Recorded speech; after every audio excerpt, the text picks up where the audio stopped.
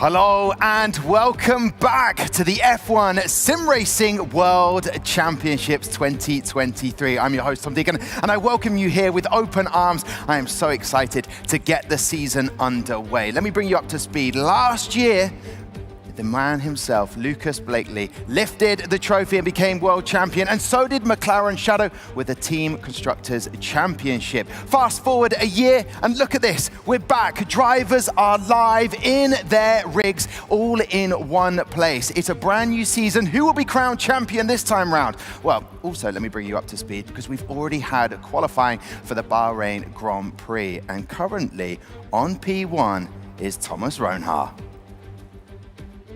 It's, the perfect start to the season, and, especially with Brendan, he was struggling quite a bit, so I have to, think about, what's going to happen in the race, but, to already get, my first points of the season, because obviously now we have, a point for pole position, so that's always a good start, and, the lap itself, it felt incredible. The pressure was really on into the last corner, getting a bit nervous, obviously, but that's normal, but, extremely happy with the pole position. Well, you touched upon it. You've got the 1 point. You're currently leading the championship at the moment. We go into the race that's going to be tonight. What are you looking at going into there to make sure you take the big amount of points and also become the first event champion? Yeah, I think obviously, look at last season, the start is crucial around there. Last year I was on the front row as well, but, dropped the P5 at the start. So anything can happen, just gotta, be my myself, stay focused, and let's see what happens. Let's see what happens indeed. Look at it. Just take it all in. It's finally happening. And we welcome back to the desk, who wasn't here earlier on, the one and only OG of the F1 Sim Racing, as myself. We've been there from the start. Matt Gallagher, welcome back. Get your thoughts on what was incredible quali and to be back here again. I mean, it feels good, doesn't it? Wow. I mean, what a setting that we have for this new season. Qualifying was amazing. It's obviously great to be here, to see the drivers in person, LAN, we see their emotions, we see them making mistakes, getting pole position like Ronhaar. So many stories starting to unfold already, and we haven't even had the first race. I know, it is going to be epic. Steph Wentworth, it was a great quali. Any shock, surprises for you? What stands out the most from today? Do you know what? We had some incredible performances, particularly from rookie drivers that we had. Alfie Butcher in the Haas was fantastic. He was giving lap after lap, ended up P2, P3 on the grid. Fantastic opening stint for him. Yeah, and the old guard, Danny Berezny on P2 is very exciting. Let's have a look at that starting grid. And this is where these positions are turned into points as we go racing. We are moments away from that. So yeah, not the start that Simon Weigang would have wanted. He finished 4th last year in 2022. Wilson Hughes, the teammate of Lucas Blakely, down in 19th. Fabrizio Donoso in 18th. Ismail Fassi, another rookie, doing as well as he can to start with. And Tom Manley, Josh Edo, that's exactly the same position he starts on the grid from last year as well. And then we get into the top 10, and Jarno Otmir down in 10th. Jed Norgrove, another rookie, Freddie Rasmussen in 7th. And then you have in 6th place, Ruben Pedreno, another rookie. So the rookies are coming in, Matt, fearlessly, and especially as we get up to the front row. They certainly are. I wasn't expecting them to come out as quickly out the blocks as they have. Alfie Butcher was 16 years old. I was going to say a man of steel. It's 16, boy, a teenager. It's so impressive from him. In Q2, he just did one run, trying to save as many sets of tyres as he possibly could, and that is. To have that mentality so early on is really promising for him, not just for this season, but the many seasons that he will take part in as well. And of course, the man of the moment, Thomas Ronhaar. He's had plenty of criticism over the last year or so, and to stick it on pole in LAN was a big statement from him. Yeah, that criticism was definitely not deserved, and I'm glad that he gets to show the world and the racing community. Steph, I'm going to come to you in a second, and Matt, because I feel like we should get some drivers out here, and we're in front of a live audience here at the DreamHack Winter here in Jönköping in Sweden, and I know they're going to get very noisy as we start to welcome out the teams. We will start with Aston Martin, Aramco Cognizant Esports team. We have Simon Weigang and Fabrizio Donoso. So Matt, they come with a lot of experience. Simon Weigand on 39 starts and 35 for Fabrizio Donoso. They've got the potential to put points on the board. They do. They know how to score points. They know how to score podiums. Donoso, way back in 2017, fought for the championship. These drivers have caps to their name, but they need to deliver straight out the blocks. Okay, let's welcome out our second team. It's MoneyGram Haas, F1 Team, Esports Team. And representing them, we have Alfie Butcher and Ulash Ozildirim. Two rookie drivers, Steph, but we've already seen what Alfie can do, but Ulash is a very talented land driver. Yeah, we know that Haas like to take the risks, bringing on the rookies. They clearly both have a lot of pace, deserving of these seats. It's going to be very interesting to see how they can turn their qualifying into a race, and hopefully they can have some success. Yes. Okay, let's move on. Alfa Romeo F1 Team, Kick Esports Team. And here they are, the man on P1, Thomas Ronha, and a former two-time world champion, Brendan Lee. So there we go. Matt, you finished third in the Drivers' Championship last year, Thomas Ronha. He is gunning for Lucas Blakely, isn't he? Yeah, what a lineup. What a lineup those two are. And a little kiss to the camera from Brendan. I'm sure a lot of people are blushing at home. Oh, hello. Now, another member of the team, you saw him earlier on, is Hayden Gullis, and he's down by the drivers now. I am indeed. I'm joined by world champion Brendan Lee. Now, Brendan, you're one of the old boys on this grid now, you know, with so much inexperience here. How vital is the experience to you, especially in an event where we're live? I mean, the experience is vital, but I'm putting in my contract for next year. I get the walking stick and the chair to go to my rig, seeing as you're calling me the old boy. But no, the experience is vital. Thomas is a young gun. We all know how fast he is, especially after qualifying, proving a lot of people how talented he really is, and I'm really happy to see that. And you know, sharing that experience is vital to me. Makes me feel happy, fulfilled that the lessons I learned early in my career can be passed on. P15 on the grid today, a lot to be done. What are you going to do to put yourself in the points? As always, just full send it and go into turn one, hopefully coming out P1. There we go. Can we see what Brendan Lee can do? Back to you, Tom. Thank you very much. You mentioned it to me earlier, Steph. If you want to go faster, eat more pasta. That is a classic quote from Brendan Lee. Let's welcome out the fourth team. It's Williams Esports Team. The two Spanish drivers starting our first race, Alvaro Carreton and Ismael Fassi. Now, Steph, Alvaro Carreton is the experienced driver, 53 starts in F1 sim racing. Yeah, very experienced. And another driver of Williams, Marcel Kiefer, not mentioned there, but combined, these guys actually have the most amount of starts of all our teams here. Ooh, they're wearing that badge with honor. Let's welcome them out, the team in red. Scuderia Ferrari Esports Team, Nicolas Longue and Barry Boromont. 3 wins last year for Nicolas Longue, 313 points in total in his F1 career sim racing. Is this the year for Nicolas Longue, Matt? It could be the year for Ferrari. They've got a lightning quick duo there, and they're going to have to see if they can deliver under the lights. And they had the least amount to walk. And so does the next team, Mercedes-AMG Petronas Esports Team, Jarno Otmir, former two-time world champion, and Danny Berezhny. A combined amount of points, 1,053 points between those two. And I'd say they're probably the two tallest drivers on the grid, Steph. I definitely think they are extremely tall. Don't let me stand next to them. Another very experienced lineup here. Previously paired together at Alfa Romeo and now at Mercedes-AMG. And now let's add the lookalike, Hayden Gullis and Danny Berezhny, in the same place at the same time. Yes, indeed. I'm joined by another champion, Jarno Otmir. Jarno, you had such a strong season in 2020 and 2021. 22 didn't go the way you would have liked it, but we've got new physics on this game. What's different about it, and how's that going to help you? Yeah, this year I think the race is very, very different. Last year, I think if you started in the mid-pack, it was very hard to get to the front. This year it seems to be a little bit easier. We've seen in league racing people start pretty much last and still being able to win the race. Might be a little bit harder in esports because everyone is prepared better. But we'll have to wait and see. Depends a lot on how much carnage there's going to be, how much battling. But yeah, I'm very excited. So. You're starting the race in P10. As you say, in league races before, you've been able to build yourself up through the grid and get into those solid positions. Can you work your way from 10th today to fight for the win? Yeah, due to grid penalties, I've moved up to P8, so that's definitely going to help. I think the furthest away someone has won Bahrain is P5. It is going to be difficult. It's not an easy track to overtake in F1 Esports, simply because of the DRS trains. We're running on the hardest compound, so we're not going to have a lot of tire delta, but we're going to have to wait and see, because last year there was a lot of carnage. Might be again the same this year. So. Well, wishing you the best of luck. Maybe even a little giveaway of strategy there. Back to you, Tom. Oh, we love that when there's a few giveaways. Thank you very much, Hayden. Right, we move on. Let's welcome out the next team, Alpine Esports team, made up of the Spanish driver, Ruben Pedreño, and the Hungarian driver, Patrick Sipos.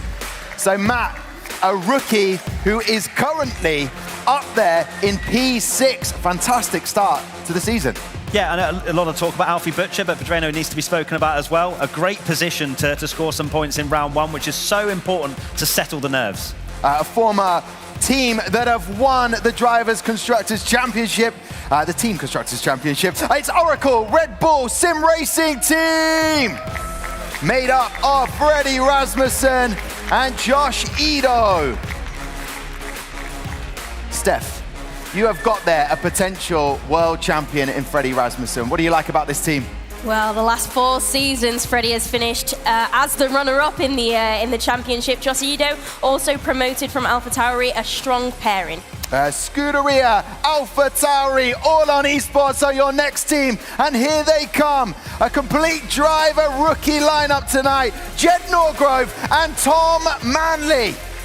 Both pro exhibition finalists. Now is the opportunity to show what they can do in F1's esports. Matt, Tom Manley missing out on Q3. However, Jed Norgrove managed to get there. Exactly. Again, the rookie's shining, and we might well see a changing of the guard by the end of this season. But yeah, impressive performances from the pair of them. And Joni Tormala, an OG in the sim racing game, is on the bench on the side, helping them through. Let's welcome out the last team, and the current reigning champion is McLaren Shadow. It's Lucas Blakely and Wilson Hughes. And I'm sure if they could fly the Scottish flag, these two Scots would be doing it, Steph. The Scots are taking over in Papaya Orange, I'll tell you that. We've got a master there in Lucas Blakely and a student there in Wilson Hughes. Let's see what they can do.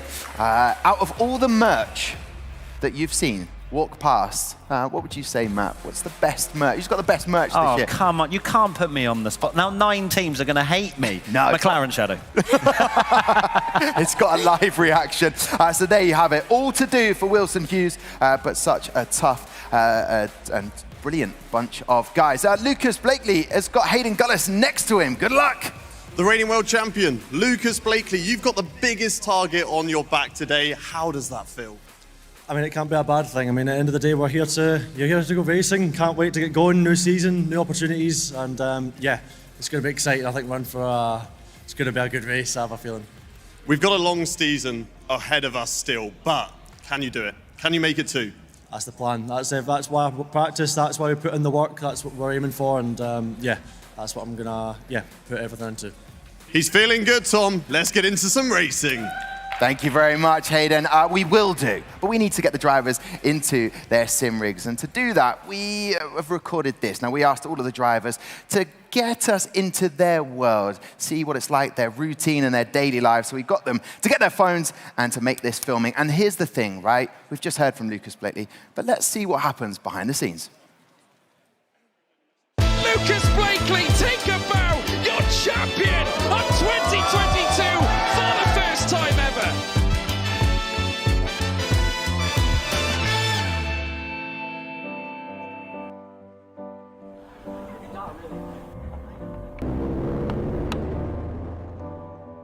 I used to do go-karting from 2010 to 2015. Like thousands of many other people wanted to become a Formula 1 driver.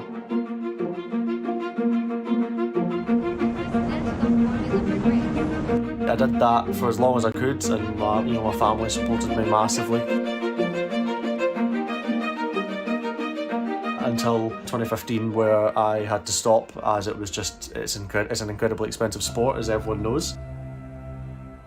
Once F1 Esports came along in 2017 for the first time, that was sort of the realisation moment where I thought, maybe I can do racing, but just in a way that was a little bit different.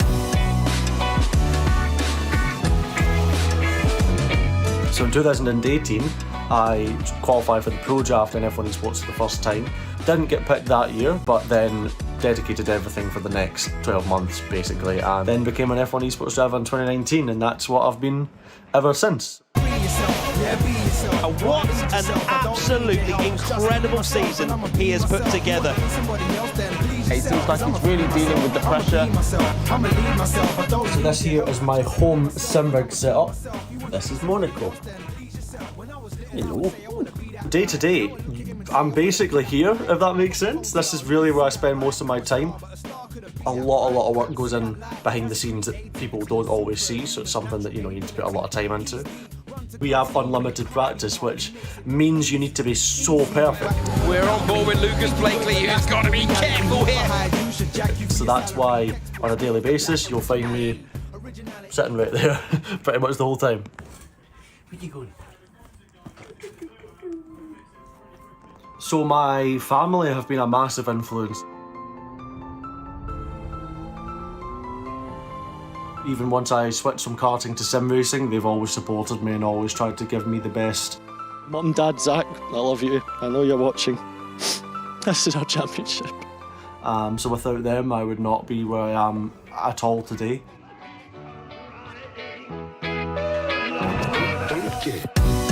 To retain the title this year will take, just as much effort and probably even more, but it's something that, it's all worth it when you win. So we're going to give it everything to, bring home the best results we can. So let's go.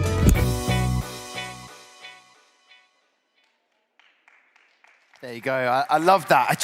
It's just great insight that you don't often get from the drivers. So we've got more drivers who have taken their mobile phone to film something, and it just goes to show. It talks through that struggle. 2018 didn't get selected in the pro draft. Went away. He was sort of thwarted in that pursuit of what he wanted. He went away, worked harder, smarter, and that perseverance relentlessly has got him to be a world champion. It just goes to show, Steph, it can happen to any of these drivers.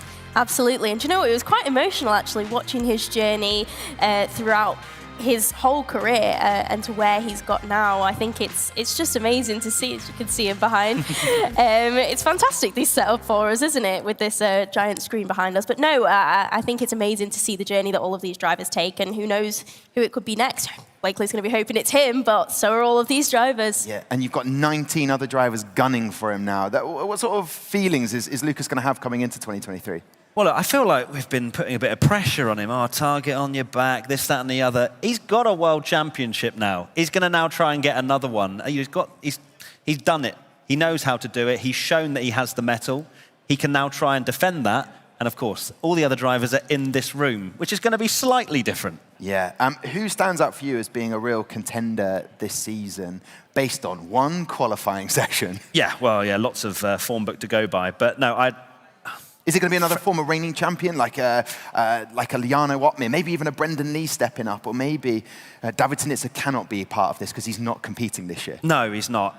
Well, for me, when I look at the stats, I just think, how on earth has Freddie Rasmussen not won a driver's world title? So for me, I'm so interested to see, does he finish second again? I hope not for his sake, but the stats speak for themselves. He is an incredibly accomplished driver. To be so consistent over this many years, surely one day, 1 year, it'll be his. I want to talk about that a little bit more, but right now I want to put Jarno Watmir, Lucas Blakely and Freddie Rasmussen in one room together and see what happens.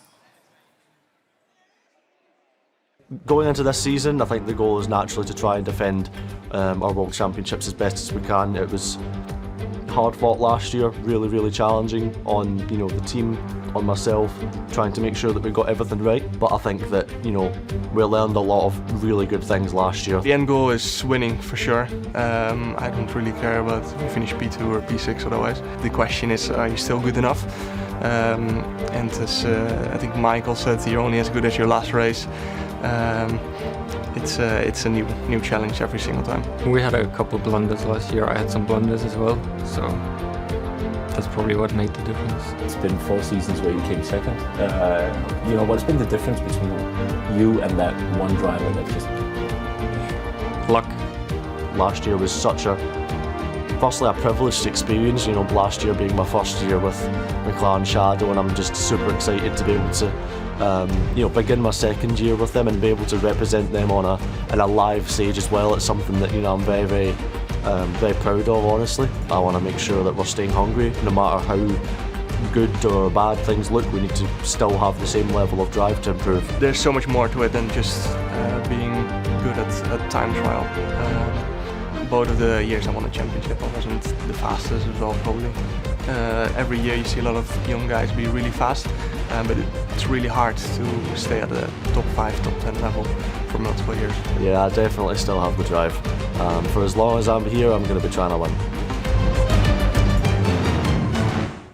I love the fighting talk there. It's brilliant to see. They're all hungry, these drivers. We are just a few moments away from going racing for the first time in 2023. So let's fill that time before we can go racing by talking about, I guess, a head-to-head between Lucas Blakely, your reigning champion, and Freddie Rasmussen. We talked about it. Freddie Rasmussen has got the most accrued points in sim racing in the F1 world. So why is there no title, and how do you compare the two? Honestly, the stats really speak for themselves. He's at the top in almost every metric that you measure. We're talking about wins, podiums, poles, etc., etc. But he doesn't have the one thing that Lucas Blakely does have. He doesn't have that world championship to his name, and that's the only thing that's lacking in his impressive list of accolades. I'm going to be unserious for a second. Maybe it's the cap, maybe it's Monaco that is the difference. Let's step away from that and go serious again. Yeah, let's do that. Okay, Matt, he did say it was luck. And earlier on, Hayden said it comes down to you make your own luck. Do you think luck's the only thing that's holding Freddie back? Of course, there is some lucky moments for sure. There are some moments where Freddie Rasmussen's actually stepped aside to let his teammate race for him over the seasons gone by, which has then affected his Drivers' Championship bid. So I think there's a few different factors. I don't think we can even deny how much talent this Freddie Rasmussen has. Again, he's been looking really good coming into this season, 7th on the grid. I was a little bit surprised to not see him a little bit further up. He's ice cold, but yeah, he's going to be one to watch for sure. Again. Yes, he is. So what does Thomas Ronha have to do? He's in P1 at the moment. Stay there. Stay there. Okay, good. That's covered that then. That's brilliant. Okay. But it's so good to have someone as experienced as Brendan Lee next to him, who has won a world title. That will hopefully help Thomas. Anytime he's just off the pace or struggling a little bit, he can turn to Brendan. That's a great teammate. Yeah, but I think it works the other way as well. When somebody's working well in the team and the other one struggling a little bit more, like we did see with Brendan qualifying down in P15, he can maybe ask Runner, say, oh, Tom, what's going on? What's set up? What can I change? How can I gain a little bit of extra pace where you can? So it works both ways, the experience goes both ways, and I think they can both help each other out. I want to talk Williams for a second. The only reason why is because they finished bottom in the Constructors' Championship, Matt. And Alvaro Carreton has got to Q3. That seemed to be the thing that was holding them back last year. This could be a more exciting season for Williams because they've already got to Q3. Yep, it was a good start. We've got plenty of races to go, plenty of qualifying sessions, but Alvaro, he's been a driver that has shown some sensational pace at just moments in time, but it's not been consistent. And that's something that he's going to want to improve on over the course of this season, is being able to deliver time after time. And it's so difficult when the margins are so small in qualifying, a couple of tenths and you're out in Q1. That's the mental approach. That's the mental advantage that the top dogs have in this series. Well, we've spoken a lot, but what do you guys think? Head across to our socials at F1 Esports. Let us know who you think is going to be taking the victory tonight. In the meantime, though, we need to get a race underway. But before that, we were all tasked with the job of picking our top 5 drivers. I would like to now see Matt. Now, Matt, you were given this task. Which are your top 5 drivers coming into 2023? Well, you're about to see, I think, because there you go. So Blakely, of course, I think for me was the favourite. I've, of course, picked Jarno Wotmere because I think you'd be silly not to. Thomas Ronha, I'm going to be showing off that one because he's on pole position. Freddie Rasmussen, of course, as I've just mentioned. And Josh Edu, I think he's a bit of a dark horse for this series. I think he'll genuinely be able to perform at a level. He was so so impressive at AlphaTauri, and that's why he's got the step up to Red Bull. I think we joked last season about, will he be knocking on the door of Red Bull? Yes, he will, because he's now there. But yeah, it's a very strong 5, and I'm sorry to the other 15 that are awkwardly sat behind me that I haven't chosen, so maybe I can edit it halfway through the season. I tried to get out of it, to be honest. I wouldn't email my answers. Steph, the only difference in your 5 compared to Matt's is Josh Edo. You had Barry Boromond. Thoughts on why you didn't go with Josh, or why you went with Barry instead? Well, neither seem to be ideal picks considering they were both knocked out in Q2, so not a great start to the season. I'm curious, Matt, why is Freddie all the way down in P4? I mean, we know from historical run that he should be in P2, no? Interesting. I love how you're coming back to mine now. Well, look, it's just 5. I don't necessarily gone from 1 to 5. They're just my top 5. I see. There you go. And then I can get out of it. You've done that excellently. Now, you did choose 2 Oracle Red Bull Esports drivers, and I believe Hayden is with Dirk Chocolate. What's he doing here? I know, right? There's so many fans here, and I've managed to find content creator Dirk Chocolate. Now, Dirk, look at how stunning this stage is. What do you make of it? Amazing layout, amazing stage, production's amazing as well. I'm just really glad to be here and supporting the team as well. I'm excited to see the race as well. Myself, and I think everyone at home, is dying to know, who are you supporting whilst you're here? I mean, it's not really anything we can go on. Yeah, well, of course, I'm here with Oracle Red Bull Sim Racing, and with the team, I'm hoping to see Freddie and Josh absolutely smash it. It's just going to be an exciting race. It's starting a little bit further from where we wanted to start, but hopefully we get that podium. Other than Red Bull obviously taking a 1-2, what else would you love to see from the first race? I have a lot of friends that are racing today. I want to see the rookies do bits today, and I just want to see as much as I want to see. I want to see some great racing. I want to see some wheel-to-wheel action today. Well, thank you very much, Dirk. Did you hear that, Tom? Flexing about all the friends he's got. How many friends do you have? Not as many as Dirk Chocolate, but actually Dirk Chocolate is an absolute legend. I was at Silverstone this year, got me into the hospitality of Red Bull. He just shouted my name, Tom, and he got me in. What a legend. So that's why he's on the show. That's why he's on, yeah, I Okay, sorted him out. yeah. I could do my little bit for him. So right, let's talk about this. Who's taking the full 25 points and potentially the fastest lap as well? Matt, I'm going to put you on the spot before we go racing. Wow. Or you can answer, what do you like about... I like a story, Tom. Okay. Alfie Butcher, on debut, takes the win. Come on. All right, well, guys, Steph, I'll leave it with you. And Matt, let's start that race. Okay, right. So, Steph, let's look towards this first event, the first race, Bahrain.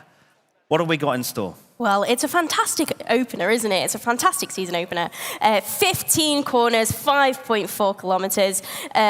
And yeah, it's going to be absolutely fantastic. 29 laps to see who's going to come out on top. We had an amazing qualifying, lots of rookies performing to a level of which I think we were all quite surprised, Alfie Butcher being one of them. I think when you look back to last year, Alfie Butcher may well have looked at how Ron Haar was and went, okay, let's not get involved in any silly incidents, let's get a lot of points on the board, because it's quite clear, Alfie has the pace, and that's the big box ticked at the top, right? That's what you need. Then it's being able to deliver, being able to know when to make those moves. Do you think he's ready? Well, 16 years of age, you'd say no. I mean, what were you doing when you were 16? Not this. Not this, indeed. No, so he's got a lot to prove. Aggression is key in F1 Esports because the gaps are so marginal, but it's being aggressive at the right time. So it's going to be interesting to see how it plays out over the 29 laps, whether he starts off trying to get his foot in the door. Here we go then, the 5 red lights. The F1 Sim Racing World Championship is underway. Ron Haar on pole position ahead of Danny Beresney, going defensive already. Is Ron Haar down towards turn 1 as the cars feed through? Is there any contact? Lucas Blakely in the mix there as well. There's a few cars in the background getting mixed up there, but it's Ron Haar who leads away from Danny Beresney. Alfie Butcher in third, looking very close behind the Mercedes, but it is all lying astern at the moment. In the background, a few more. Jarno Otmir in P8. He started P8, as he said in the interview earlier, gaining a few positions after the grid penalties. Reasonably calm and collected, Steph. Everybody seems through unscathed for now, which is a box ticked for the beginning of this race. And there you go. I think we had a little bit of a lock-up there from Jarno Otmir as he's trying to get past Alvaro Carreton there, but there's a bit of squirreliness going around with them as we head into that turn 10. Oh, such a difficult corner and a couple of tyre lock-ups there. Okay, so halfway through the first lap, it is Thomas Ronhaar leading the way from Danny Berezne and Alfie Butcher. Nicholas Longuet in P4, Lucas Blakely, the reigning champion, in 5th position. We're taking a look at Jarno Otmir, who's gained 1 position at the start, known for his better race pace than quali pace. So let's see, does it equate to F1 23? We'll have to wait and see. As you can see there, by the way, the tyre graphic, around 2/3 of the field on the soft tyres. We've got a few hard tyres, Barry Burman being the highest runner there. He'll be trying to cling on in these early stages where the soft tyres will be working beautifully.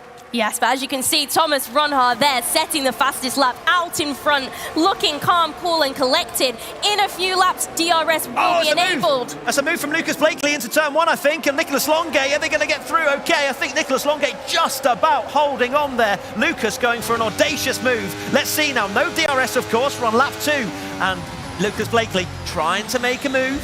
Went for it. That was aggressive from the reigning world champion, kind of telling us exactly how he's going to take this series. It's not a target on his back, it's a target for everyone else. Absolutely, he's moving through the field, as you can see, looking at Nicholas Longuet, who has made up a place, started in P5. Lucas then dropped down a place in the opening laps, but as you can see, super close between the two of them. DRS will be enabled on the next lap, and as we know, Bahrain, 3 DRS zones, hugely important for that overtaking when it comes to the hard braking zones of turn 1 and turn 4. Really important places that you can try and sneak past, so that will be what the drivers are waiting for. So there you go, there is the positions gained and lost at the start. Ismail Fassi with 5 gained and is into the top 10 in the Williams. Both drivers in the top 10, Caraton in P8 and Fassi, the rookie, up 5. Forget nerves, forget the lights, forget the cameras. Fassi was going for moves at the start of this one. Here's Lucas Blakely round the final corner, and we're about to go on to the all-important lap 3 where DRS starts to be enabled. Tom Manley has got a penalty already for multiple warnings. I wonder what's gone on there. That can't just be track limits, surely, as Alfie Butcher, also a rookie, and we keep saying he's 16 years old, but that is a story in itself. Currently running in a podium position, and this is where we start to see, will the drivers be a little bit calm and collected when it comes to overtaking, or will Danny Berezne, Alfie Butcher look to try and dispatch of Thomas Ronhaar, who is currently leading this train? Yes, leading the train, but as you can see, it's uber close between the 3 of them. Right there, the 5 of them at the front even. Alfie Butcher doing a fantastic job, clinging right to the back of Danny Berezne there. We know a very experienced driver, just waiting for his time to pounce. We've spoken about Thomas Ronhaar and his eagerness and how it bit him in the back last year. So just biding their time, waiting for the moment. It's a long race. We're on lap 3 of 29 laps. Anything could happen. If you're new to F1 sim racing, firstly, welcome. And secondly, this is normal, okay? We've got the top 18 all within DRS of each other. Plenty of strategy is going to be at play in this season. I think Jarno Otmir said quite interestingly before the race that he thinks it's a little bit easier to overtake and to make moves from the mid-pack towards the front. So let's see if he can do that from currently P7, running on the soft tyres, as is most of the front 11. In fact, Freddie Rasmussen, worth mentioning, down to 11th, hasn't made any positions up at the beginning of this one. As we now head on to lap 4, and does Danny Berezne fancy a little move down the inside? It doesn't seem at the moment. They're all just in battery conservation mode, so they all have battery to play with, which they can deploy whenever they want, whether that's for attack or defense. And we tend to see in these early phases of the race, Steph, that they're just in a bit of conservation mode. They want to keep that battery for when they get into that pit window. Exactly, it's all about conserving that energy. The energy recovery system, super useful when it comes to making overtakes, when it comes to being in that battle. Also very useful when it comes to defending, riding on board at the moment with Nicholas Longuet. Look at him right on the back of Alfie Butcher. That rookie, he has an experienced driver in front of him, an experienced driver behind him. He's doing his best to just keep them as it is and waiting for his moment to pounce and get even further. As you can see, the drivers just having a little look out on the line. Alfie Butcher to the left there, seeing if he can dive up the inside, but not quite close enough, not just yet anyway. Not worth the move at the moment for Alfie Butcher, who is riding in a very, very solid P3.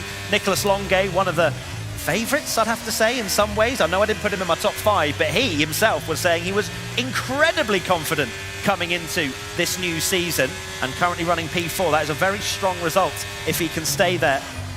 And we now take a look at Thomas Ronhaar, the rear wing of the Alfa Romeo, and very strong exit of that final corner. Has a whopping half a second, which doesn't seem like much, but I promise you, that is a lot in F1 sim racing. Does Danny Berezny have a little look? No, they're all just in conservation mode at the moment. Worth mentioning, Jed Norgrove having a very good debut as well in P6.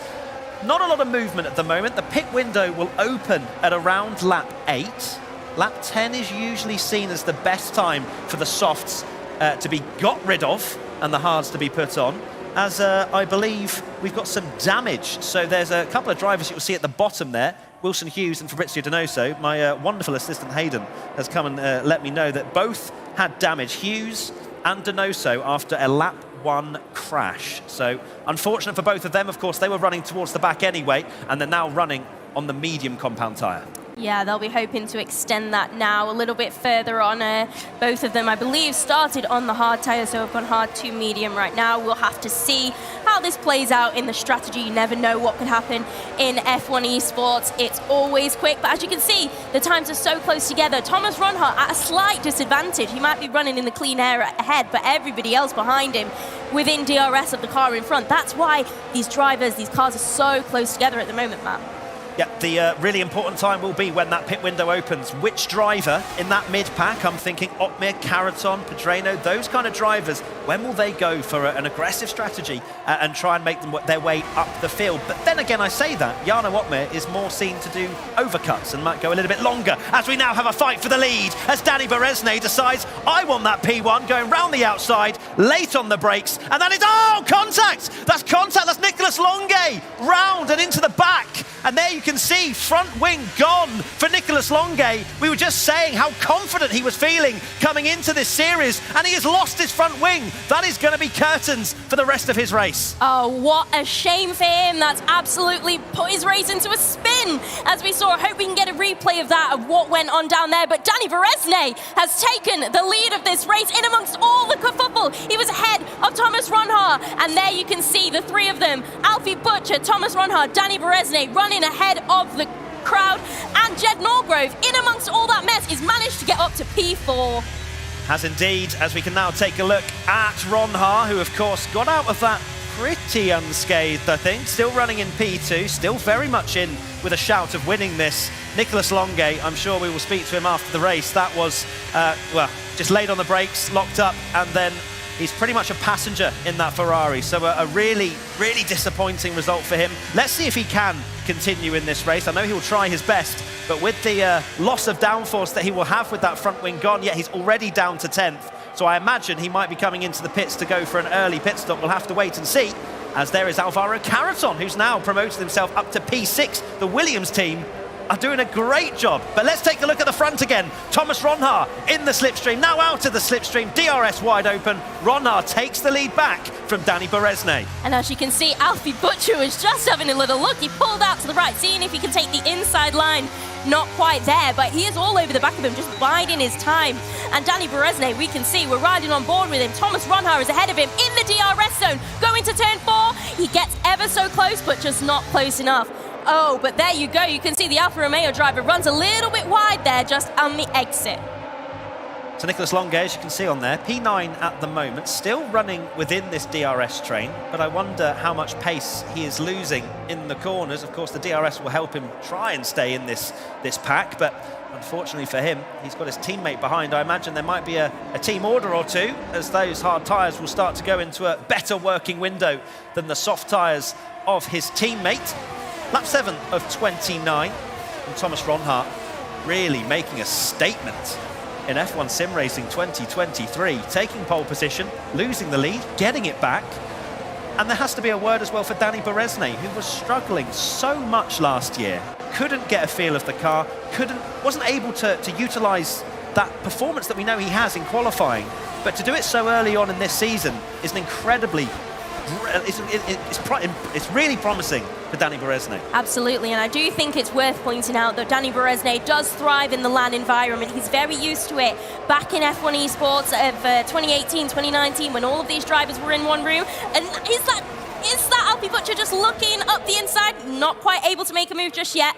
But back to Danny Berezne. No, he does thrive in these sorts of environments, and I do think part of that That's a move. That's a move. Oh my goodness me, that's Manly, who has a penalty and has just sent one up the inside. I'm not sure if there's a bit of carbon fibre going around there as well, but that was an incredibly aggressive move from Tom Manley, who is carrying that 3-second time penalty at the moment. Of course, if there's any dispute, they'll take it to the stewards and there'll be a conversation there. But that was for 14th place. But Manley really trying to make up some moves, knowing that there is going to be a disadvantage to his race time.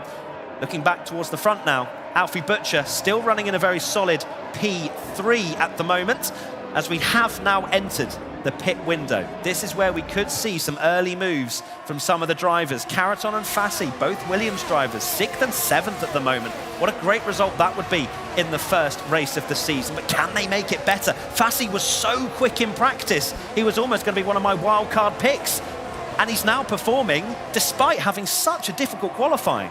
Well, yeah, he's really moving up the field and proving that he does have some real pace there.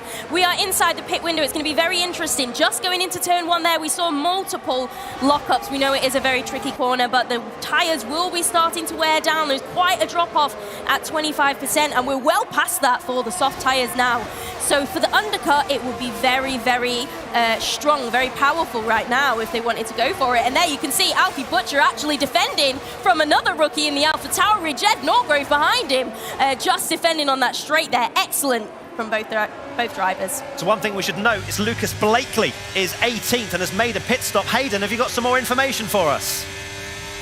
Yeah, I've been down with the team managers, spoke to them about what has happened. A driver moving under braking in front of Lucas Blakely, caught him off guard and unfortunately has broken his front wing, which means an early pit stop and potentially committing now to a 2-stop strategy. Is it over for the first round for Lucas Blakely? We're going to have to wait and see. There's still a long race left to go. Well, he's just set the fastest lap of the race as Lucas Blakely, and you'd imagine a 2-stop strategy will pretty much be the end of any chance of points. So we'll have to wait and see what they try and do in that McLaren Shadow team. But a difficult start for Lucas Blakely, as I imagine if he probably got stuck in with that Nicolas Longuet incident. But Lucas, unfortunately for him, it's not going to be too happy. And well, 18th at the moment, 19 seconds off the back of the field. It's 23 seconds lost in the pit lane. That's exactly what I was trying to find, Steph. Thank you very much. 23 seconds. So he is still in the mix. It just depends whether or not he can take those tyres all the way to the end of the race. And if we can see the tyre allocation, it'd be great to find out what Lucas Blakely is currently running.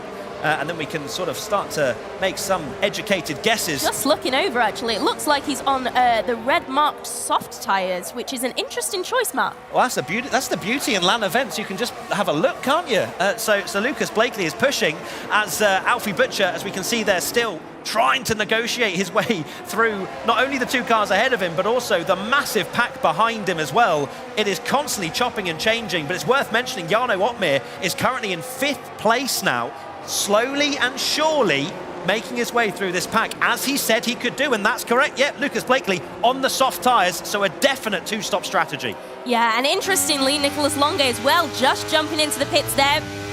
Maybe Hayden can give us some information on what the issues there, whether he had any damage as a result of that contact as we're riding on board with Jarno Otmir. He's got Jed Norgrove in his sights. He is getting ever so close as we head into that difficult, tricky corner there. He's making up all the moves. He's recovering that energy, 97% energy recovery. So he is ready to make some moves. He is ready to start overtaking.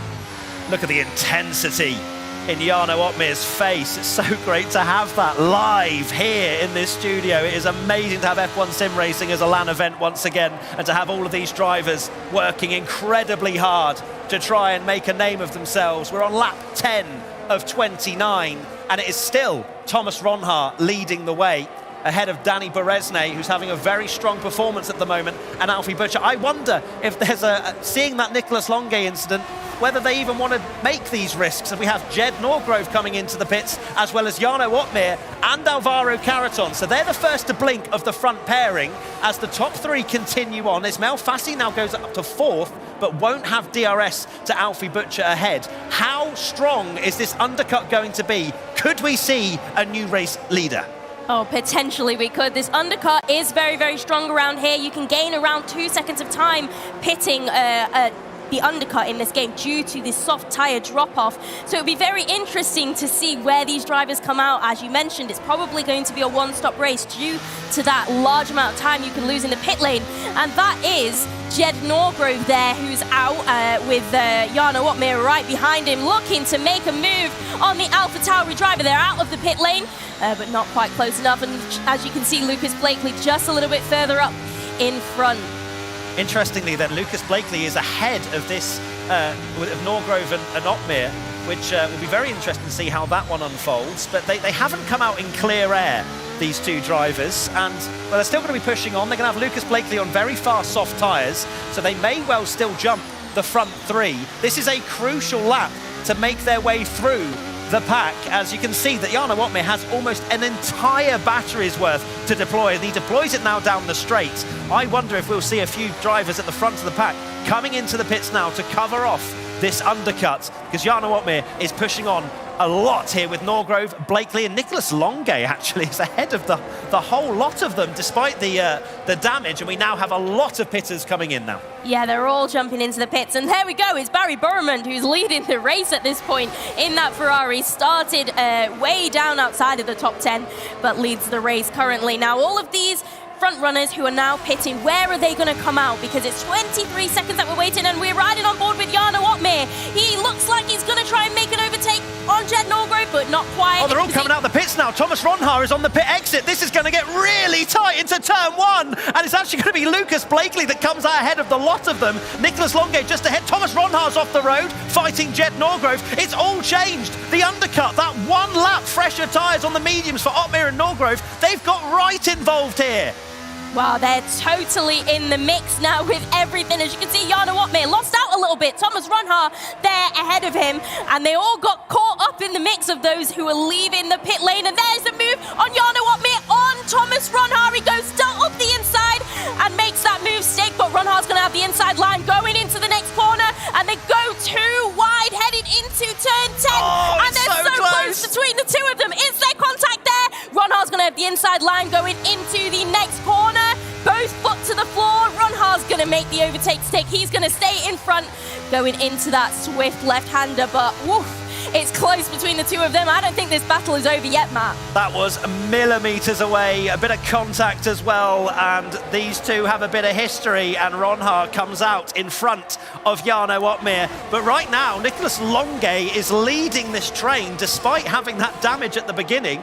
Lucas Blakely is behind. Then you've got Norgrove, Ronhaar, Otmir and Karaton, and then you've got Buraman, Rasmussen, Ido doing a completely different strategy, carrying on a lot longer into this race. Just look at the amount of cars on that straight. That is F1 sim racing at its finest. I think there was a move there as well. Jed Norgrove has actually just got ahead of Blakely and Longay into turn one, and Norgrove is now becoming the net race leader as a rookie. As a rookie, the net race leader of this race, as we ride on board with Jarno Otmir, getting closer to Lucas Blakely, and you can see the net race leader ahead. Got Nicholas Longay behind him, Thomas Ronhaar, Lucas Blakely, a whole host of champions riding on board behind him. We're seeing an overtake from Jarno Otmir. He dives up the inside of Lucas Blakely, and he makes that overtake stick, and there's a Williams getting involved there. That's Alvaro Karaton, who's also getting into the mix, hoping to capitalise on Lucas Blakely's little bit of a tyre lock up there, and there you can see Jarno Otmir got past the current reigning world champion Lucas Blakely, and you can see him in his rear mirrors. Yeah, so Blakely's a bit of a sitting duck now, unfortunately for him. He's getting swallowed up after being on those soft tyres earlier on in the race. So he's not really in this fight at the moment. Jarno Otmir certainly is. He's got Thomas Ronhaar and Nicholas Longay ahead of him. But Norgrove, out of nowhere, has managed to make that undercut work. And you can see Ronhaar just in front of us there, having a little look on Longay, deciding better of it.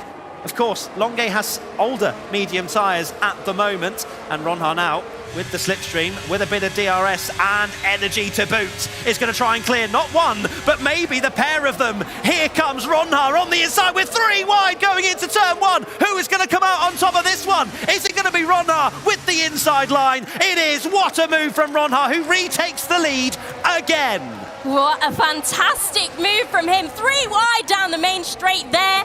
And got Nicholas Longay and Jed Norgrove all in one move. And there, Jed Norgrove has lost out a little bit. He's lost that place as well. Currently was in the net lead, but lost out. Now is in net P3 and is going to be looking to get past Nicholas Longay. So I'm really keen to get Hayden Gullis's thoughts on this as well, as it is all kicking off in the first race of the season. Oh, this is what we love about F1 sim racing. The strategies are so important this season. If you pit early, you're getting about 2 seconds of lap time, especially if you're on the soft tyres. Unfortunately for Lucas Blakely, it looks like he's utilised all of that freshness of the soft. They got over the 25% of the wear, and unfortunately they're starting to drop off. He's going to have to pit soon, maybe to a set of mediums taken to the end, but then he's going to be the quickest driver on track. And if he can get himself into that top 10, he can maybe not only get points, but the fastest lap as well. Did you really see Hayden? Could you see a 2-stop for Lucas working in this environment? Oh, here we go. Actually, we've got Lucas Blakely being overtaken by Ismail Fassi. So right now, it's not working. Is it going to work?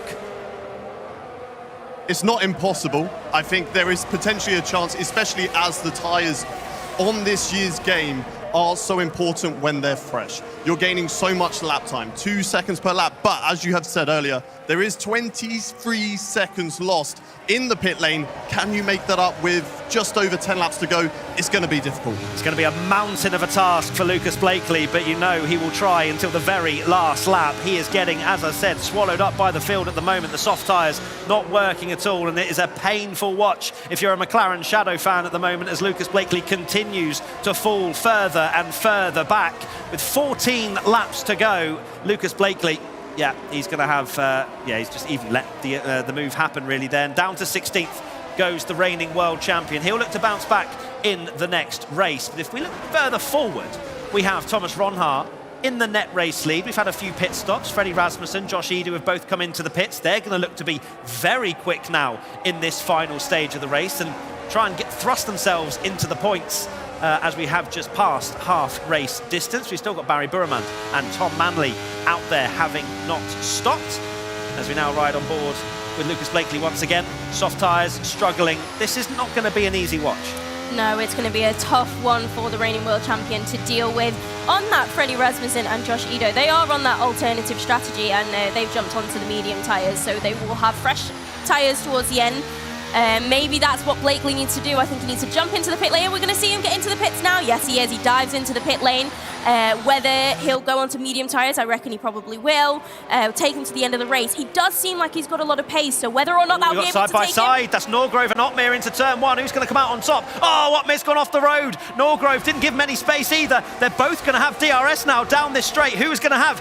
Well, the inside line's going to be Otmir, but Norgrove is so late on the brakes there and manages to stay ahead of the world champion Jarno Otmir. Norgrove, as a rookie, does not care about the experience around him and maintains 6th place now, but that's a net 3rd place. And Alvaro Caraton getting all up in the mix there. I thought he was going to be able to capitalise and move another place forward during that battle between Jed Norgrove and Jarno Otmir there. But he's in a bit of a Mercedes sandwich. He's got Otmir ahead, Beresne behind. He's looking to attack and also defend as we ride on board with Jarno Otmir.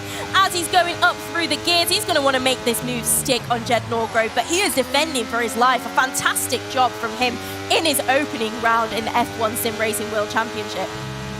48, well, make that 49 race starts for Jarno Otmir now. 636 points to his name, 11 wins.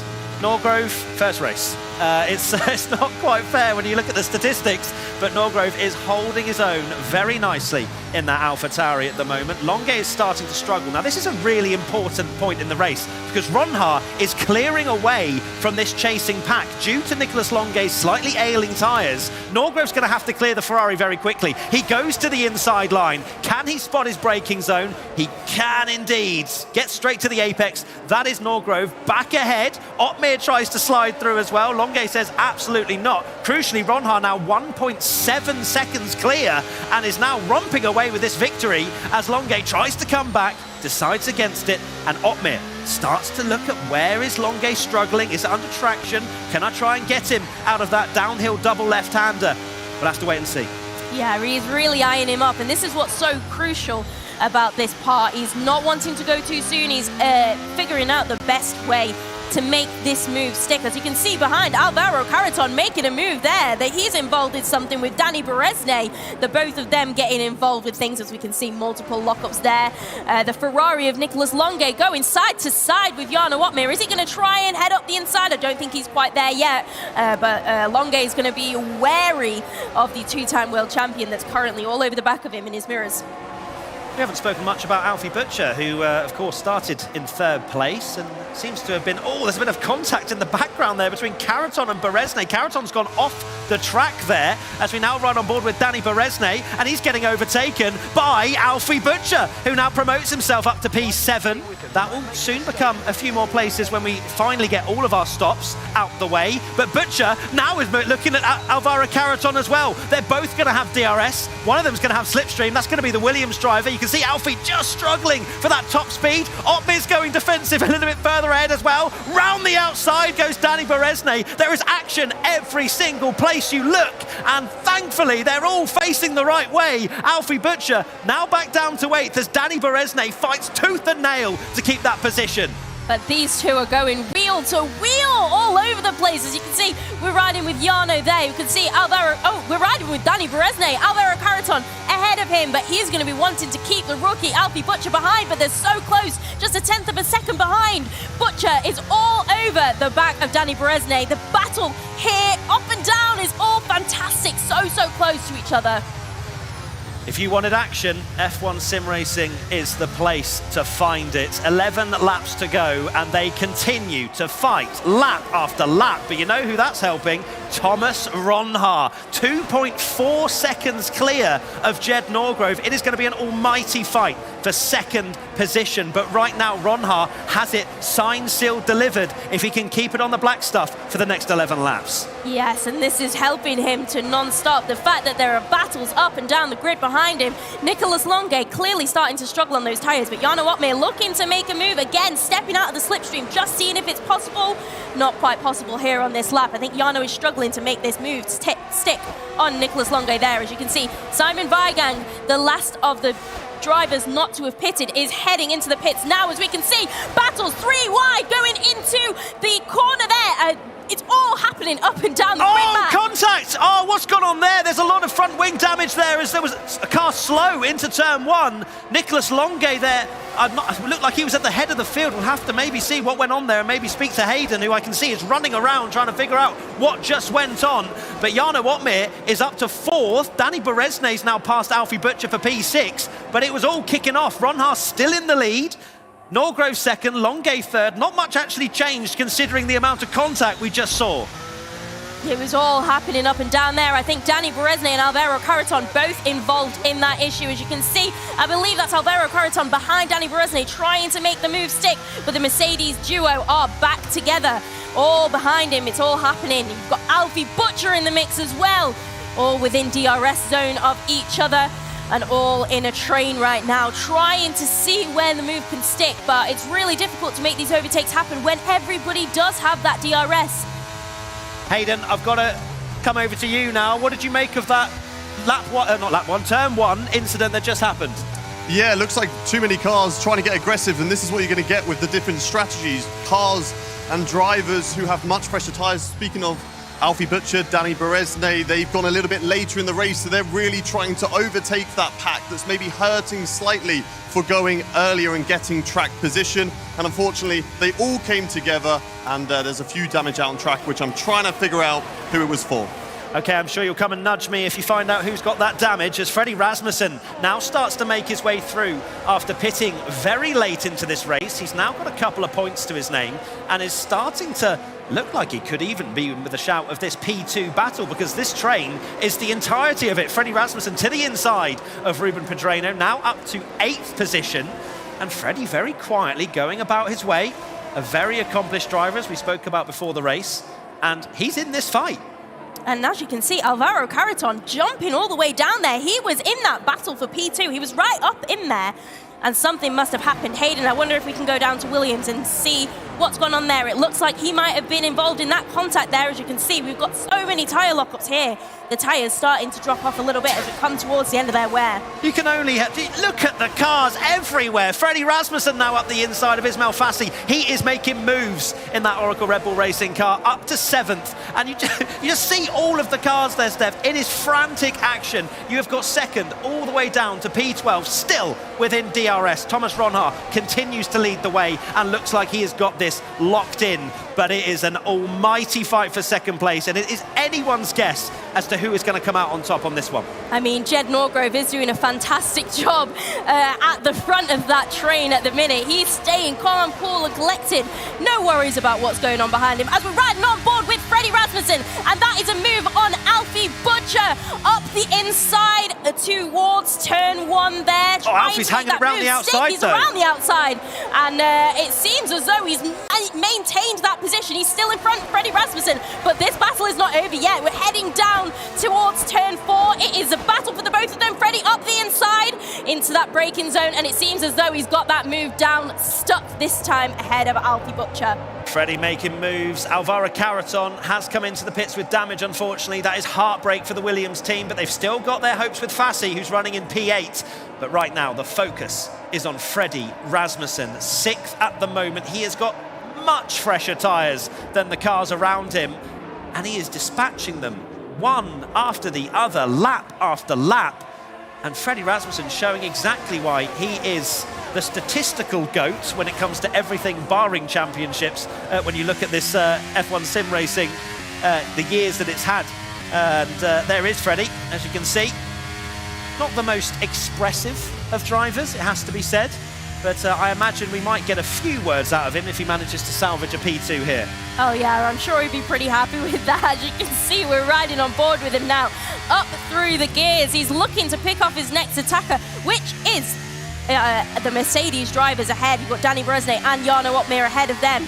As we head onto the main straight, it looks like he's going to start picking them off. Oh, but Danny Bresnay goes to the right in a defensive move. Is Freddie Rasmussen going to go round the outside into turn 1? Is he going to make that move stick? He does do it, but Danny Bresnay comes back at him. He's not quite ready to they're give up fighting all that the way lead. around. Longay and Opmeer were fighting into turn 1, and you had Rasmussen and Beresnay. Rasmussen has cleared the Mercedes driver of Danny Beresnay, but there's more action ahead as well, as Longay and Opmeer were going wheel to wheel. Longay starting to struggle more and more on those tyres. Opmeer really fancies his chances of making his way onto the podium in this first race of the season. Will he look to the inside? He decides against it. There's still 7 laps to go, but he doesn't know whether to look forward or in his mirrors, because Freddie Rasmussen is coming. Oh, you've got to be worried when you can see Freddie Rasmussen behind you. Nicholas Longay doing a great job of defending, considering his tyres have been so much older than those of the the drivers around him. Definitely going to look like Opmeer is going to stick out a little bit, but again, not close enough. He keeps jutting out the slipstream,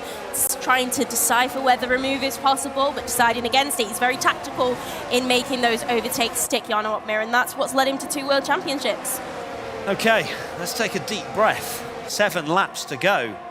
And it has been frantic action all the way. And is Opmeer about to make me turn up my intonation again? No, not just yet as we go into the final corner, but I imagine he might well try a move into turn 1. Norgrove looks like he's got a reasonable exit, but Opmeer is right in the diffuser of the Ferrari. He pulls to the inside line. Jarno Opmeer, will he try and get the pair of them? Yes, he will. Norgrove has no DRS to defend, and Opmeer has gone from 4th all the way up to 2nd. If he can spot his braking zone, that is a beautiful move from Jarno Opmeer. And what about Jed Norgrove? Will he try and get Longay on the way up here? Freddie Rasmussen in the background as well. It is pass or be passed in this first race of the season here in Bahrain, and it is Opmeer up to 2nd. Oh, and it's so unfortunate. Jed Norgrove lost hours. Jarno Opmeer was just heading past Longay there, and he's trying to spot Nicholas Longay, see whether he can get past, back up into a podium position. It's all to play for. He's riding on the back of that Ferrari, just looking for the position where he can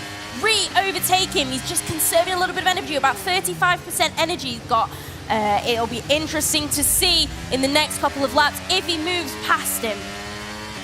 So Nicholas Longay, when we rode on board with him a moment ago, had almost an entire battery's worth to use. So he's been very tactical in the way he's tried and stayed in this train, because he did pit early after having a little bit of damage. I imagine he didn't even change the front wing if he was able to stay in this fight, but clearly not enough damage to harm him and to harm his chances. And he shut me up from earlier when I said it was all curtains for him, and he's right in the fight here for P2 still within DRS of Jarno Opmeer, who is 3.9 seconds behind Thomas Ronhaar, who is dominating the first race of the season.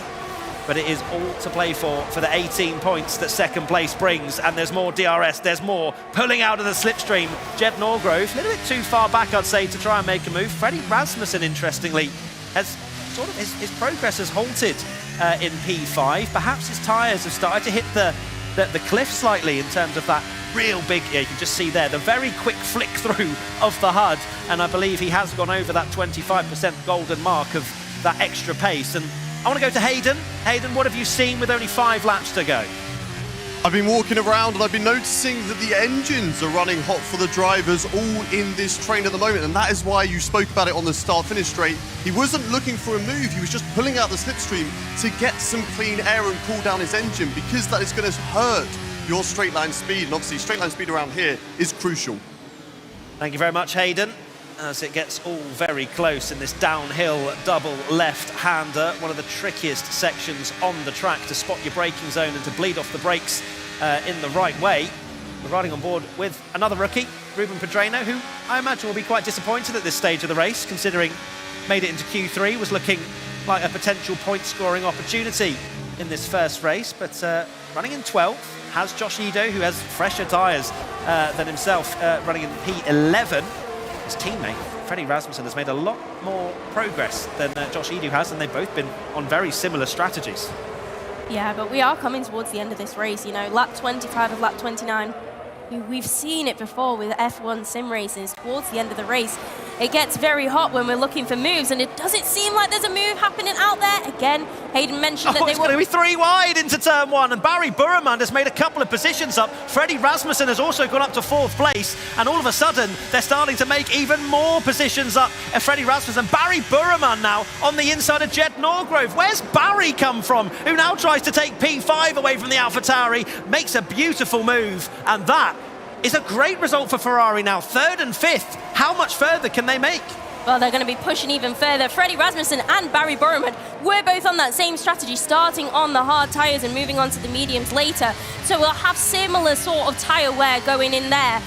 But it will be very interesting to see how much further Barry Burman can move forward as we are riding with Jed Norgrove there. You can see the Ferrari ahead of him. He's just losing a couple of places as his tyres start to drop off against the newer, fresher tyres of the Scarlet Red Ferrari. But it's all to play for still. Jed Norgrove hanging onto the back of him, still within DRS. Will he be able to move forward? It seems as though those tyres might have dropped off too much, but he's still in the fight with this train right now. Certainly is. Barry Burman coming through the field. Danny Berezne starting to lose positions. 7th at the moment, Alfie Butcher in 8th. But still, these are the moments for Norgrove and Butcher where a few points is great. You know, don't be too disheartened by the fact you're not running in 3rd or 2nd or a net race lead like Norgrove was earlier. Just try and secure as many points as you can, because they will add up to the end tally at the end of the season. As we head into turn 1 once again. And, I was going to say not much chaos, but no, we've got another side-by-side. Tom Manley trying to get past Alfie Butcher. There's more wheel banging the right rear to the front left of Tom Manley, who, of course, is still carrying that penalty. But that is not stopping him trying to make progress, because I imagine he'll be hoping to get that penalty removed somehow. But good luck with that one, is all I'll say. But Tom Manley still trying to make positions up, and 9th position is something that he can be very proud of at the moment. Yes, in 8th, 9th and 10th, we have 3 rookies running at the minute, which is great for their opening stint, and also Jed Norgrove running up in P6 there. Great job for all these drivers on their opening campaign. As you can see, we're starting to see quite a lot of tyre lockups.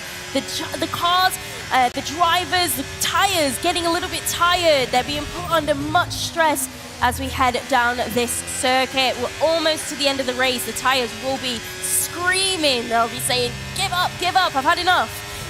But We've got 3 laps remaining. We've still got to keep pushing on as we ride in on board here. This is Barry Burman. He sees Freddie Rasmussen ahead of him. He keeps pushing forward. He's got about 22% energy at the minute as he keeps snaking ever so close to the Red Bull, who is actually trapped in between the 2 Scarlet Red Ferraris there. You can see Nicholas Longate ahead of him. Freddie Rasmussen jots out to the inside, maybe to cool down his engine, maybe to see if a move is possible there on Nicholas Longate. And Longate moves out to defend just towards the right, and Freddie Rasmussen is not able to get past as we go into that first turn there. Yeah, I'm not sure if it was a defensive move or an offensive move because Jarno Otmir was very close, and that's a bit more contact as well between Manley and Butcher. But can Manley get through? We've got a fight again between Otmir, Longay and Rasmussen. Otmir just about managing to stay ahead. I'm surprised that Nicholas Longay is able to hold on to his Ferrari for as long as he has, because he pitted very early for those tyres, but it's still performing at a great level here, and they are fighting so hard for these final couple of podium positions. Freddie Rasmussen, as we know, as we've seen so many times over the years, just waits until the last few laps and then pounces. You can see his battery's got enough to attack with these last few laps remaining.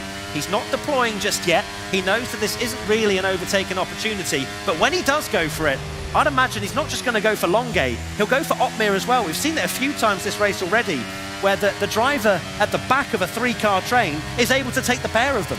Yeah, it would be great if he could jump them both. That would be the ideal scenario for Freddie Rasmussen. And we have seen, as you mentioned earlier on, that it is possible in this race.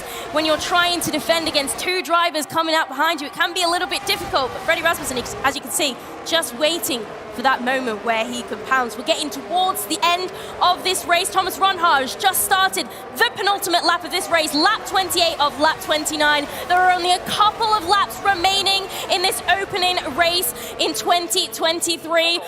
But it seems as though we've got some moves going on a bit further down. Alfie Butcher and Tom Manley going wheel to wheel with one another. They can't be separated, these two. They're still fighting, and Fassi, currently running in 10th, gets a great run. DRS wide open, up the inside of Alfie Butcher, who now drops to 10th if this move is made.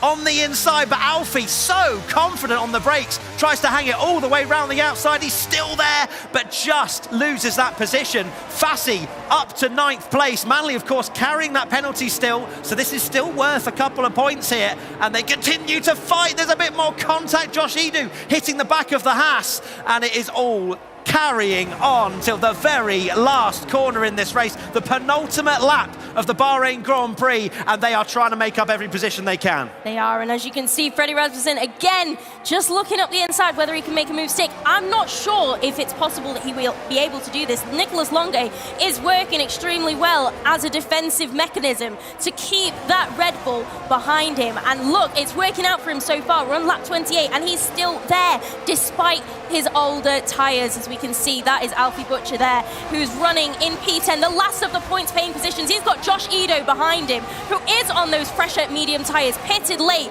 went on the hard to medium alternate strategy to Alfie Butcher, who started on the softs. And it's looking like Josh Edo is looking to make a move stick on the Haas driver.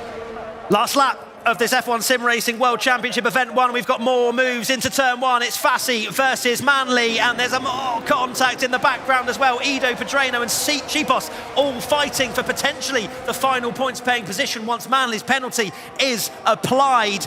Ronhar is clear out in front, but it is all to play for behind. Otmir still managing to stay ahead of Longay, and he's keeping Rasmussen at bay in P4 at the moment. Oh, they're side by side. In the background there is Edu and Pedreno, which could be, as I say, for that final points-paying position. Brendan Lee, the 2-time champion, in the mix of things as well. Pedreno pushes Edu wide a little bit. They're wheel banging once again. We're heading towards the double left-hander. Can Josh Edu get ahead of Pedreno? It's so close. That's millimetres away from Brendan Lee's front wing.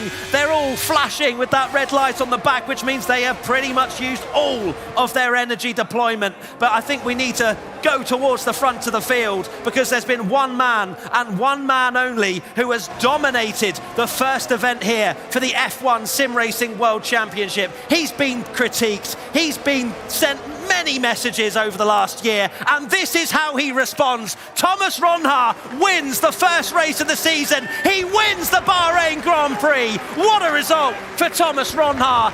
In second position, Jarno Otmir finishes. Nicholas Longe in third, who just stays ahead of Freddie Rasmussen. Barry Burman in P5. Danny Beresne gets Norgrove on the line to finish 6th. It's Fassi, Butcher and Ido the top 10. And I need to take a lie down, Steph. Oh, that was some incredible race. You know, it started off a little bit slow. Everyone just taking their time. And it all commenced at the end, didn't it? It really started kicking off. Thomas Ronha, that is your race winner. You just gave us a little shh moment. Silenced all the haters. He does his talking on the track, doesn't he?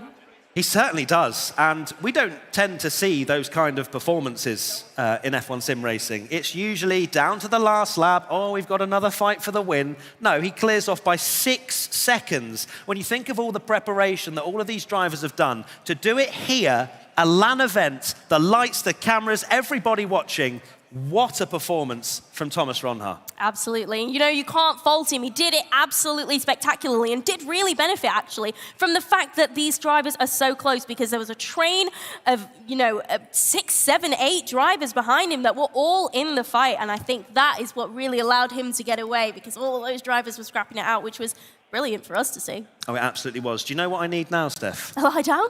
That. A beverage? And also Mr. Thomas Deacon, because we need to talk about what just went on, and I think my voice needs a lie down as well. You've said it several times, and I was there hovering around like I'm going to jump in and help out my teammates. Well, what a race that was, wherever you're watching it around the world, or maybe here live at DreamHack in Jönköping, Sweden. Pass or be passed. That was the quote of the race for me. It was just had a bit of everything. And as you can see around us, drivers very jubilant, or some really, really disappointed with their performance. And Hayden is somewhere around this. I can actually probably find him. He's somewhere. Yes, I found him. He's over in the Alfa Romeo camp. Of course I am. I am with the race winner, Thomas. How are you feeling? An incredible drive. I'm lost for words, to be honest. To win by this margin in such a competitive grid is, it still needs to sink in a little bit, but I'm extremely happy. And we saw the reaction from you. We saw the gesture to the camera. What was that about? I don't think there's words needed for that. For the people who doubt in me, thank you for making me stronger to, think about who I actually am. And that's what I did today to, be a dominated driver and win the race. And what a way to do it. We've seen race wins in F1 sim racing where it's by a few thousandths, few hundredths, few tenths of a second. 6 seconds, you beat the rest of the field. What a gauntlet to put down. Like I said, it's still I'm still lost of words, and to win by this margin, the only thing I can say is it's just unbelievable. Tom, what a result that was. Back to you. It was incredible, and you may have heard a giggle. That was me just giggling at the excitement. Thomas Ronha getting to pretty much shut down any comment. I was just like, oh, it got spicy. I was about to make a noise as well. Yeah. I'm glad that you did first, because your noise came through, but that was a cold response from Thomas. And a very granted one. I mean, what he's had to go through, a young driver, was dominant last year, had the speed, we said at times maybe not quite the racecraft amongst other great drivers, comes back this year, and he set down... He was shushing you. Hang on a minute, I'll have a word, but no, he can shush me after a performance like that. What does it mean when he's saying he win by this margin? Why is that so spectacular, Steph? Do you know what, honestly, in F1 Esports, it's unheard of to win by such a margin. As we could see, the gaps were so close, everyone within DRS range of each other towards the end of the race. So for somebody to kind of go out and create that kind of margin, we don't usually see it. They're all usually within DRS range, especially towards the end of the race. We can get quite a lot of last lap battles.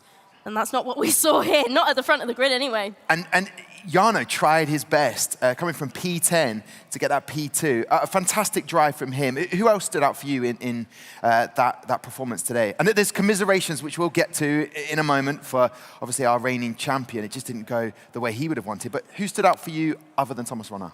Well, I think the rookies held their own. Of course, they lost a little bit of time, or positions such as Butcher, for example, Pedreno as well, but they didn't lose their heads, which is the most important thing. So they're getting that experience on the big stage. I'd say Barry Burmand, great result for him, fighting back through the field.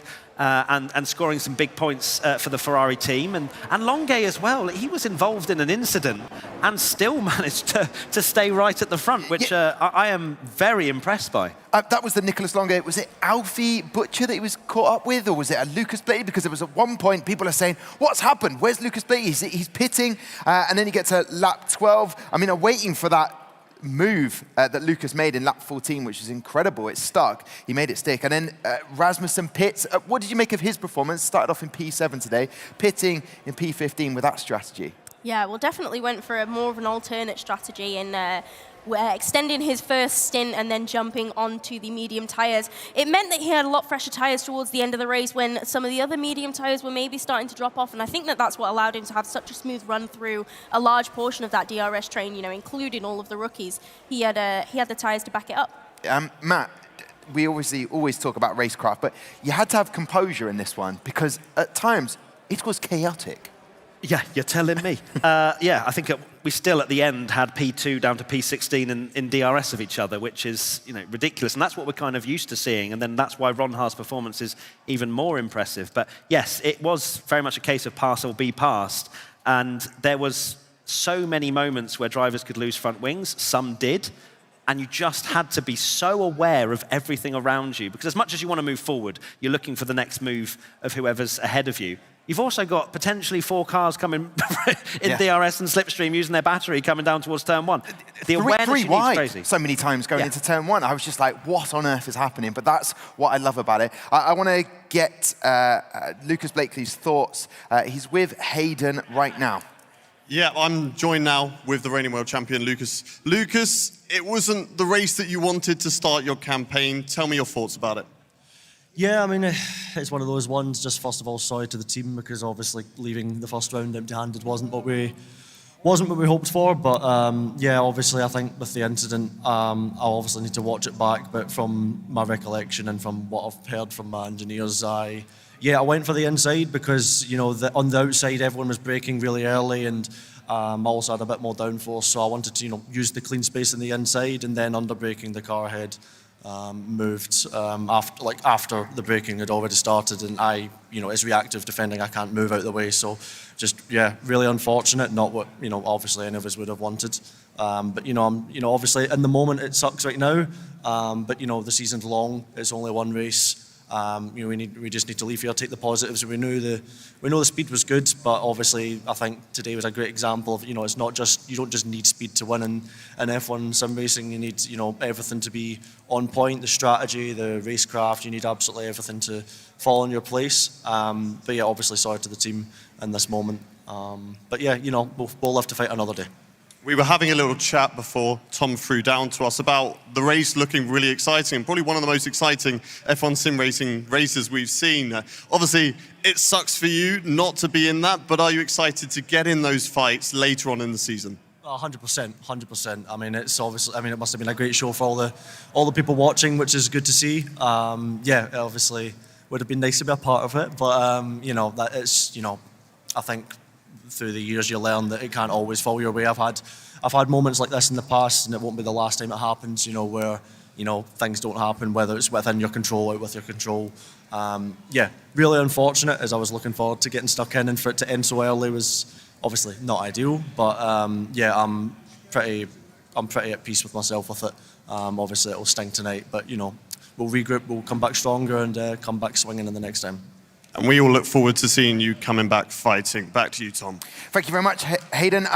Lucas Blakely summarising his thoughts and feelings on that race perfectly. And if there's anyone who can bounce back and just brush that off, that is a man over there. And a very dejected driver next to him is there, Wilson Hughes. But listen, I will say this. It has been chaotic to get this race underway, and that's one heck of an understatement. So I feel like it's only going to improve. This is a starting point, and especially for someone like Lucas.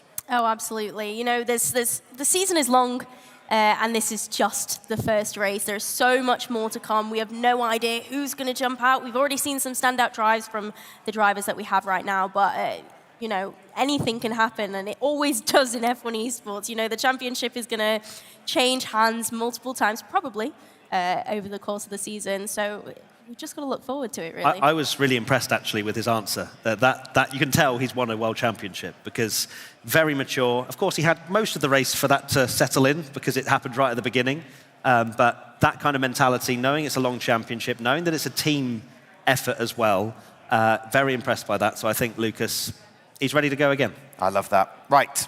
Hayden Gullis. He's been the kind of, who has he been like? Ted Kravitz, that's been wandering around, and he's ready to do a podium interview right now. Hayden, take it away. If I'm the Ted Kravitz, next time I'm going to need my shorts and sandals. So I'll make sure I bring them. I'm joined now by Nicolas Longuet on the podium, P3, started in P5, a solid result, especially after the contact, so a great comeback from yourself. Yeah, I mean, that lap really changed my whole race. I mean, I wasn't expecting to pit as early as I did. I think it was lap 9, and since then it was constant tire saving mode. Yeah, so I think from what I remember, I had Jed in front and I had to react, or Alfie, sorry, and we just went 3 wide into turn 1 and he hit my back, and I'm not sure what happened. I need to re-see the footage on both onboards. But then I dropped all the way down to P10, and it really made my race a bit way more difficult, especially on the second stint. And I think that was one of my best second stints I've ever done in this game. I mean, I had no mistakes, saved the tires perfectly, and managed to save a P3. How bad was the damage to the front wing? Because I saw, unlike maybe other drivers, you were able to stay out for a little bit longer, extend the stint as much as you possibly could, and also get away with not losing loads of position. Well, the front wing does quite a bit of. It really affects the damage on the car, especially the performance in the corners. You lose a lot of speed, and it's just a domino effect because you're just sitting there having to use all your battery to try and keep up, but then you just can't. But luckily, I didn't get damage from that contact, so I got away unscathed in a sense. But yeah, it was a recovery drive. Well, congratulations on P3. You also take home some prize money, so I'm sure you're excited to be claiming that. I'll let you send you back, and I'll bring over Jarno Opmeer, if you could come and join me over here. P2, we spoke at the start of the show, and I asked you, how are you going to come from P10 up into P2, and you came in fighting. Absolutely fantastic. Yeah, it was as good of a race as I could hope for, to be honest. As I said before, I think the furthest away someone has won from on this track is P5. So I knew it was going to be very, very hard. Took a lot of risk with strategy. Made some good moves in the opening lap, which moved me up to P7. And yeah, it was kind of a bit of a patience game. Last few laps, I had to make sure to keep Nico in my DRS to kind of fend myself from Freddie and Barry, who were coming through on much fresher tires. So yeah, it was frustrating that I couldn't fight for the win. Because Thomas was already 3.8 seconds in the lead. And yeah, I just aimed for the maximum, which was P2 today. So, well, I think it was a fantastic result, a great drive, and obviously the pit stop to go earlier than the others to get yourself track position. And obviously it's going to hinder you because later on everybody's going to have fresher tires. But how was it to fend off really everybody who was charging from behind? Yeah, to be fair, it wasn't too bad, to be honest, because, of course, I had to go through Lucas and Nicolas and Jed Norgrove first. And I felt like others lost a little bit of time overtaking them, probably, which helped a lot. But yeah, it was a risky strategy, but at the same time, I always feel like there's not really any safe strategy in F1 Esports. Barry did the opposite and came through the field as well. Nicolas drove an insane race after spinning and then getting back up to P3 somehow. So yeah, there's no safe strategy, as we saw today. Every strategy can fail if you don't play the right cards, and we played the right ones today. So. Thank you very much, Jarno. Great performance, P2, and enjoy your prize money. Thomas Ronhaar. Everybody, let's give a round of applause for our race winner, Thomas. We spoke previously. You've now managed to calm down a little bit after the elation of the race win. How's it now feeling? How's it sinking in for you? Yeah, to win in front of all of you, and in the LAN event as well, it's just unbelievable. And yeah, perfect executed race by everybody involved. I want to thank you so much. Also want to thank you, my family and all my friends, my mates who pushed me to be a positive man and just stay with myself and yeah. Super happy. We spoke after the quali show. You were leading the championship then. You're still leading the championship now. There's a long way left to go, but do you feel like this year is your year? I mean, I'm not gonna, spoil anything or jinx anything, but it's looking promising at the moment. The pace looked there right at the start when we started practicing many, many months ago. Brendan has been very fast at home as well, so if he gets a bit more lucky, I'm sure he'll be up there as well for the rest of the season. But yeah, we just gotta keep pushing, do what we do best, and let's see what happens throughout the season. New to this season, we have an event champion. You've won yourself $5,000. What are you going to spend the money on? I think tonight is going to be, a very fun night with all the drivers going to be there as well. So going to be drinking a few. It's going to be. I'll still have to think about what I'm going to, do with it. But it's nice to have it, and I'll probably let you know as well what I'm going to do with it. I look forward to finding out. I'm going to let you go and join the other two for the podium picture. Once again, Thomas, fantastic performance. Congratulations on the race win. Tom, we have our first winner. And what a winner he is. Love it. His third win in F1 sim racing. And I tell you what, they say that third's the best, because I tell you what, he's proved everyone what he's really capable of. Pace is there, got the experience, got to keep pushing, and I'm sure he's going to do that, Matt. But great to hear from all of the drivers. Jarno finished second last year in Bahrain, does it exactly the same again. And Nicolas Longuet, a podium for him. He got 2 last year. He got a win in Japan. What do you make of that front three? That's your kind of champion possibly there, Steph. I know. Do you know what? I'm hesitant to mention it. We know there's been a hot rivalry between Jarno Wotmir and Thomas Ronhart in league racing, and I'm excited to see how that one's going to play out in F1 sim racing. So that's one to look out for the rest of the season. But great race, great start to the championship. I'm excited for what's to come.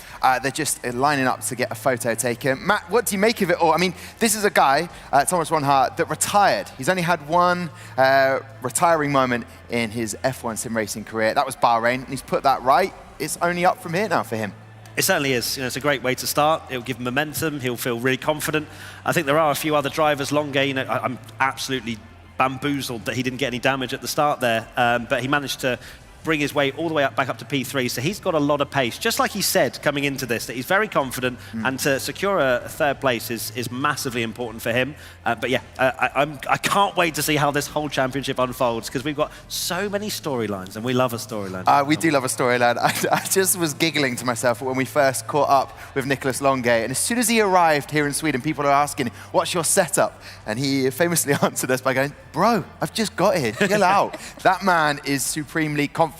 We need to talk about a DHL fastest lap time and find out who took that in the race, and whether, if they finish in the top 10, they will get a point. It isn't. It's Wilson Hughes, so no extra point going there. If he had finished in the top 10, he would have got a point. But hey, that is positive to start with. He knows he's got the pace, Wilson Hughes. It just didn't go his way in qualifying, but it's the first time out. He can only improve on that, Matt. Yeah, I mean, it's the fastest lap. A lot of the time, the teams just cover off and make sure no other team get the fastest lap. So Wilson Hughes, of course, was a little bit out of the running for that, so went and got that, which is obviously a nice little small consolation prize, but not what he wants to be getting, especially if McLaren Shadow want to compete and try and win the team's championship. They're going to need both drivers to be firing on all cylinders. We've seen in the past a few times where drivers, for example, Ferrari, we had David Tonitza, who was getting loads of points, but the other driver wasn't bringing in as many. That's what McLaren Shadow need to make sure, that both of them are scoring points pretty much every event. Well, they're consistent at the moment with 0 points each. However, Ouch. I know, listen, but things will change. Hayden is with Wilson Hughes, a top driver. What does he make of the day, Hayden? What a way to throw over. Just make it sound even worse. I'm joined now with Wilson. Unfortunately, maybe not the race and not the first event you want to go, but there is still a long way left to go in the season. You take home the fastest lap of the race. That's got to be at least a small consolation prize. Yeah, well, I'd much rather a top 10 finish, but I think we can still take positives from this event. Obviously, the results don't show that, but the race pace looked extremely promising in that race, and the whole event we've looked pretty quick. It's just not really pieced together. I noticed there was a lap 1 collision with the Aston Martin of Fabrizio Donoso that lost a little bit of damage on the front wing. How did that come about for yourself? Yeah, so it was actually the AlphaTauri. We went into the back of him at turn 1, and Fabrizio got damage as well as a consequence. And yeah, it was just, we were braking early for turn 1, but clearly Tom Manley decided to brake a little bit earlier, and it just didn't go our way. We went into the back and the front wing was gone. As a rookie, you've got the worst out of the way. Not the best first event, but I'm sure plenty to go to bring yourself back up over the rest of the season. How do you mentally get yourself ready for the next event to show, do you know what, I've got this pace and I can show it? Yeah, it's frustrating. Obviously, this event I think could have went a lot better, obviously. We had a lot more in the tank, but I think we should use this as a positive momentum. We clearly saw what we had in that race. It just didn't go together, as I said. So, yeah, we'll see. We've got a long season ahead of us. A lot can happen, as seen in that race. So, yeah. Thank you very much, Wilson. I wish you better fortunes in event 2. Tom, back to you. Thank you, Hayden, and thank you to Wilson. Not easy to be interviewed after a day hasn't gone your way, but if any 2 drivers can build it back, I know those guys have got it in the bag. Let's have a look at the drivers' standings as we finish our first race of the 2023 season. And we know for a fact he finished on pole and got the race win, so I can already know that Thomas Ronhart will have a whopping 26 points. Matt was just good, thank you. That's what I do. So we know he's off to a fantastic start. And as we have mentioned several times, it is just the first race. So many more events to come. And it's been an enjoyable experience. It's been so good to be back in LAN, you'd say, Matt, right? Oh, yeah, absolutely. Rather than seeing them on a screen or, hey, how are you doing? And then you get a delay. We're here. They're here. We get to see all the pure reactions.